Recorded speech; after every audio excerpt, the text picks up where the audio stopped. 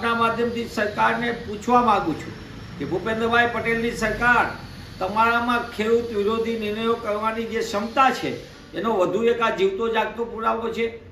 તમારે ખરેખર જથ્થો હોય તો ખેડૂતની માંગ પ્રમાણે આપો, એ વધારાનું કાંઈ ડીઝલ લઈ નથી જવાનો, એની જરૂરિયાત મુજબ લઈ જવાનો છે। તમે કાળા બજારિયાઓને સંગ્રહખોરોને રોકી નથી શકતા અને જગતના તાતને લાઇનમાં ઊભા રાખવા માટે મજબૂર કરી રહ્યા છો। તેવા સંજોગોમાં થોડી પણ ભાજપ સરકારમાં નીતિ હોય ને નિયત હોય તો ખોટા ફતવા કરવાને બદલે જમીની હકીકત પર વાસ્તવિક કરે। ડીઝલની બારોબાર કોણ ખેલ કરે છે, યુરિયા ખાતર સહિત ખાતરનો જથ્થો કોણ સગે વગે કરે છે, આ બધી વાત સરકારના ધ્યાનમાં છે। કાળા બજારિયા કોણ છે, સંગ્રહખોરો કોણ છે, એ પણ સરકારના લિસ્ટેડ છે।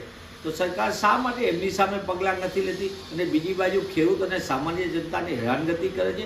આ સરકારનો નિષ્ફળતાનો વધુ એક નમૂનો છે અને સરકાર જે દાવા કરે છે એની પોલ ખોલતો પણ આ એક જીવતું જાગતો પરિપત્ર છે।